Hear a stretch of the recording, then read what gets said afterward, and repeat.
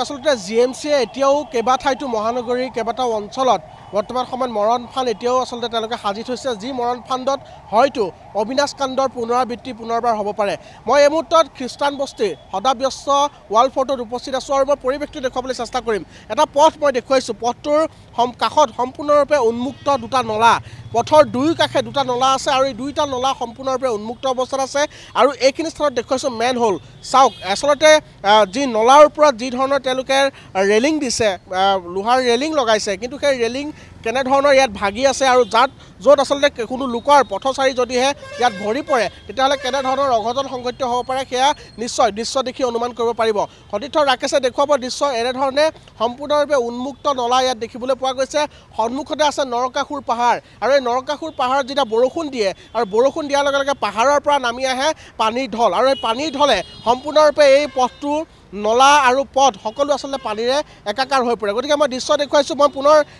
এই অংশটো দেখুৱাবলৈ ক'ম, আনটো অংশ দেখুৱাবলৈ ক'ম। পথৰ দুয়ো কাষে এই ধৰণৰ এক উন্মুক্ত নলা দেখিবলৈ পোৱা গৈছে। এই পথেৰে যদিহে কোনো পথচাৰী যায়, যদিহে সাৱধানতা অৱলম্বন নকৰে তেতিয়াহ'লে কিন্তু ইয়াত দুৰ্ঘটনা হোৱাটো একেবাৰে নিশ্চিত। গতিকে মই দৃশ্য দেখুৱাইছোঁ, ছবিয়ে মিছা কথা নকয়। আমি দৃশ্য দেখুৱাইছোঁ এই মুহূৰ্তত জিএমচিৰ মেয়ৰ, জিএমচিৰ আয়ুক্ত, সমান্তৰালভাৱে নগৰ উন্নয়ন দপ্তৰৰ মন্ত্ৰী অশোক সিংঘাল আপোনালোকৰ আমি দৃষ্টিগোচৰ কৰাইছোঁ এই প্ৰতিবেদনৰ যোগেদি। কৃত্ৰিম বান হয় সেয়া কোনো নতুন কথা নহয়, কিন্তু উন্মুক্ত নলাই যে এতিয়া গুৱাহাটীবাসীৰ বাবে কাল হৈ পৰিছে সেয়া আমি আপোনালোকক দৃষ্টিগোচৰ কৰাইছোঁ। পথৰ দুয়ো কাষে এই মুহূৰ্তত নলা দেখিবলৈ পোৱা গৈছে আৰু যি নলা সম্পূৰ্ণৰূপে উন্মুক্ত অৱস্থাত আছে। সদাব্যস্ত GS ৰোডৰ কাষতে থকা এই ৱাল ফৰ্টৰ এই যিটো গুৰুত্বপূৰ্ণ এটা পথ, এই পথটোৱেদি পাছপৰ্ট কাৰ্যালয়লৈ আচলতে এই পথেৰে যাব পাৰি। সমান্তৰালভাৱে কছাৰী বস্তিৰ যি বিস্তীৰ্ণ অঞ্চল, এই সমগ্ৰ অঞ্চলৰ ৰাইজ এই পথেৰে অহা যোৱা কৰে।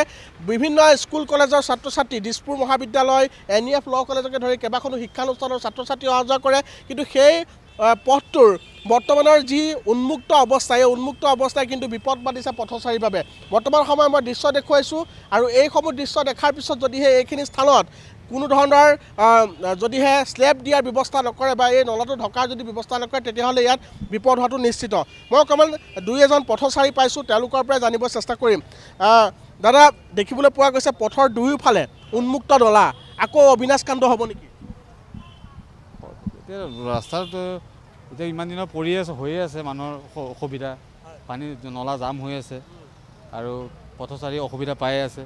কিবা হ'লে এইটো মানে ডাঙৰ কিবা এটা হ'ব। এইটো আজি নহয়, আগৰ পৰাই এনেকুৱা হৈ থাকে। ইয়াত বহুত পথচাৰী পৰিছে, ইয়াত আঘাতপ্ৰাপ্ত হৈছে। সেইকাৰণে মই দেখি আহিলোঁ, ইয়াত আহি থাকোঁ মই। সেইকাৰণে এই স্থানত আমি দেখিছোঁ ইয়াত মেন হ'ল আছে, এই মেন হলত পৰিলে কিন্তু মানুহৰ ভৰি ভাগিব। পৰিছোঁ কোনো ইয়াত প্ৰশাসনৰ কোনো ইয়াত নাই, কোনো ইয়াত চিনচিয়াৰিটি নাই। আচলতে যিটো কাম জিএমচিয়ে কৰে সেই কামটো কিমান তেওঁলোকে নিয়াৰিকৈ কৰে আপোনালোকে এই দৃশ্যটো দেখিলে গম পাব। এইসমূহ পথৰ ৰেলিং, এই পথেৰে সদায় হাজাৰ হাজাৰ লোক, শ শ লোক অহা যোৱা কৰে। কিন্তু এই পথটোৰ বৰ্তমানৰ যিটো অৱস্থা মই দেখুৱাইছোঁ, পথৰ ওপৰত যি ড্ৰেইনৰ ওপৰত থকা যি ৰেলিং, লোহাৰ ৰেলিং এনেধৰণে ভগ্নপ্ৰায় অৱস্থাত আছে। যিফালেদি পথচাৰী যদি অহা যোৱা কৰে তেতিয়াহ'লে নিশ্চিতভাৱে ইয়াত অঘটন সংঘটিত হ'ব পাৰে। মই পুনৰ কৈছোঁ, যথেষ্ট এটা সদাব্যস্ত পথটোৰ ব্যস্ততা দেখুৱাবলৈ ক'ম। ৰাকেশে দেখুৱাব অলপৰতে প্ৰতি মুহূৰ্তত ইয়াত যথেষ্ট লোক অহা যোৱা কৰি আছে আৰু যেতিয়া বৰষুণ দিয়ে সেই সময়ছোৱাত এই নলাটো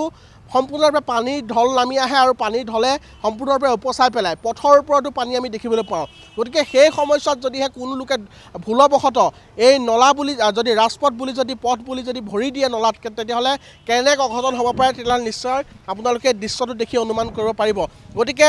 ৰাইজৰ সমস্যাসমূহ আমি দাঙি ধৰিছোঁ। আমাৰ দৰ্শকসকলে ইতিমধ্যে দেখিছে, বিভাগৰ লোকসকলৰ চকুত কেতিয়া পৰিব সেইটোহে আটাইতকৈ ডাঙৰ কথা। কাৰণ GMC হওক বা GMDA হওক, তেওঁলোকৰ যিসমূহ সমস্যা বা তেওঁলোকে যিসমূহ নকৰা কাম, যিসমূহ তেওঁলোকৰ বিৰুদ্ধে থকা অভিযোগ, সেই অভিযোগ আমি দেখাই আচলতে শেষ কৰিব নোৱাৰিম। কাৰণ কৈ থাকিলেও উৰকে নপৰিব এই তেওঁলোকৰ যিসমূহ আচলতে তেওঁলোকৰ বিৰুদ্ধে থকা অভিযোগৰ কথা। গতিকে এইসমূহ পৰিৱেশ আমি দেখুৱাইছোঁ। মহানগৰীৰ ভিন্ন স্থানত এই ধৰণৰ উন্মুক্ত নলা এই মুহূৰ্তত দেখিবলৈ পোৱা গৈছে। পথৰ দুয়ো কাষে এই ধৰণৰ উন্মুক্ত নলা আছে, যি উন্মুক্ত নলাত এই পথটোত কিন্তু কোনো ধৰণৰ ষ্ট্ৰীট লাইট নাই, যাৰ পৰিপ্ৰেক্ষিতত নিশাৰ ভাগত যদিহে কোনো লোক অহা যোৱা কৰে, ভুলবশতঃ যদি পথৰ কাষেৰে তেওঁলোকে যাবলৈ হয় তেতিয়াহ'লে কিন্তু ইয়াত দুৰ্ঘটনা হোৱাটো একেবাৰে 100% নিশ্চিত। আৰু যাৰ বাবে ইয়াত পথচাৰীয়ে এতিয়া খোজ কাঢ়িবলৈ চিন্তা কৰিবলগীয়া হৈছে গতিকে মই দৃশ্য দেখুৱাইছোঁ ৱাল ফৰ্টৰ পৰা পোনপটীয়া সম্প্ৰচাৰ NKTV দৰ্শকসকলক আমি দেখুৱাবলৈ যত্ন কৰিছোঁ গতিকে ৰাইজৰ সমস্যাসমূহ সমাধান কেতিয়া হ'ব সেইটোহে ডাঙৰ কথা কাৰণ সমস্যাৰ ওপৰত সমস্যা গুৱাহাটীবাসীৰ ওপৰত এটাৰ পিছত আন এটা বিপদ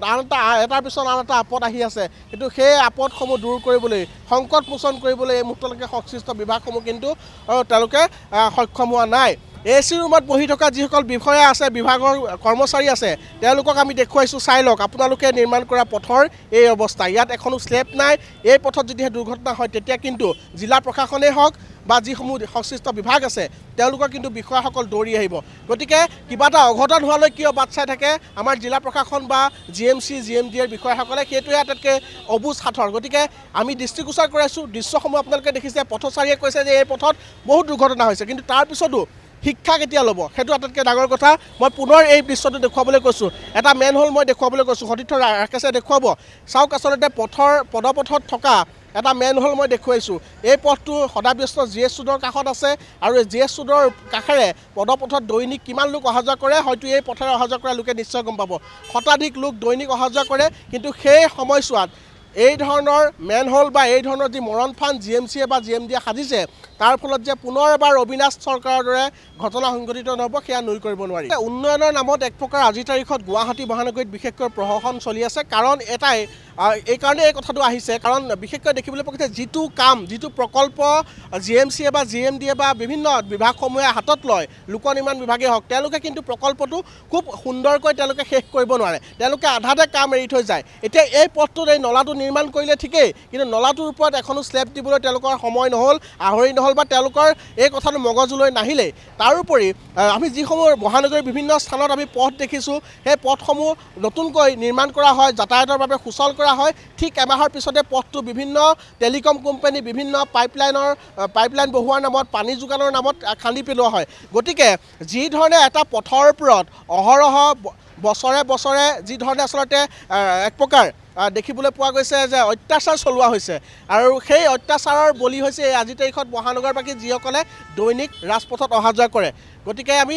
দৃশ্য আপোনালোকক দেখুৱাইছোঁ এই ধৰণৰ উন্মুক্ত মেনহোল আমি দেখুৱাইছোঁ কৃত্ৰিম বানৰ ফলত কেনেধৰণৰ অবৰ্ণনীয় পৰিৱেশ হয় গতিকে এবুৰি সমস্যাৰ জৰ্জৰিত গুৱাহাটীবাসীয়ে কেতিয়া নিজৰ এই সমস্যাসমূহৰ পৰা তেওঁলোক মুক্ত হ'ব সেয়া কিন্তু আজিৰ তাৰিখত কোৱাটো টান কাৰণ বিভাগসমূহৰ সদিচ্ছা নাই তেওঁলোকৰ সদিচ্ছাৰ অভাৱৰ বাবে আজিৰ তাৰিখত এই ধৰণৰ পৰিৱেশ উদ্ভৱ হৈছে মুখ্যমন্ত্ৰীয়ে নিজে আমাৰ সংবাদ মাধ্যমৰ আগত কৈছে যে আপোনালোকে দেখুৱাই দিব ক'ত এনেধৰণৰ উন্মুক্ত নলা আছে মেনহোল আছে আমি সেয়া পৰিপূৰ্ণ কৰিবলৈ চেষ্টা কৰিম সংবাদ মাধ্যমে বা সৰ্বসাধাৰণ ৰাইজে দেখুৱাই দিয়াৰ পূৰ্বেই কিয় GMC বা GMDৰ যি তেওঁলোকৰ মানচিত্ৰত এইসমূহ দৃশ্যপট আজিলৈকে তেওঁলোকৰ চকুত পৰা নাই যিসমূহ দৃশ্যপট সদায় তেওঁলোকে এই পথেৰে অহা যোৱা কৰোঁতে হয়তো নিশ্চয় দেখিছে গতিকে এই পথত যদিহে কোনো এজন লোক এই নলাটোত যদিহে কাইলৈ পৰে তেতিয়া হয়তো GMC GMDৰ তৎপৰতা আমি দেখিবলৈ পাম কিন্তু এতিয়া ইয়াত কোনো ধৰণৰ অঘটন যিহেতু এতিয়া আজিৰ তাৰিখত হোৱা নাই গতিকে ইয়াৰ পূৰ্বে দুই এটা সৰু বৰ দুৰ্ঘটনা হৈছে যদিও বিশেষ ডাঙৰ কোনো দুৰ্ঘটনা হোৱা নাই গতিকে সেইকাৰণে হয়তো গড়ৰ ছালৰ দৰে যি টান হৈ পৰা যথেষ্ট ডাঠ হৈ পৰিছে আমাৰ বিভাগসমূহৰ তেওঁলোকৰ গেঠেলা মৰা স্বভাৱটো গতিকে সেইকাৰণে হয়তো তেওঁলোকৰ কোনো গাত লগা নাই যাৰ বাবে এই ধৰণৰ অঘটন হোৱাৰ পূৰ্বে তেওঁলোকে কোনো ধৰণৰ সাৱধানতা অৱলম্বন কৰিবলৈ এই মুহূৰ্তলৈকে সদিচ্ছা প্ৰকাশ কৰা নাই গতিকে কাকনো বুলিম ককা আটাইৰে দাঢ়ি চুলি পকা তেনেধৰণৰ ঘটনাই হৈছে অবিনাশ চৰকাৰৰ সন্ধানহীনৰ পিছত যেনেধৰণৰ তৎপৰতা দেখুৱালে তাৰপিছত অবিনাশ চৰকাৰৰ মৃতদেহ উদ্ধাৰ হ'ল ইতিমধ্যে সৎকাৰ হ'ল সেই ট্ৰেজেডিটোৰ মাৰ উত্তেজনা বা সেই ট্ৰেজেডিৰ কথা এতিয়াও সকলোৰে মনত ভাহি আছে কিন্তু তাৰ পিছতো এতিয়াও কিন্তু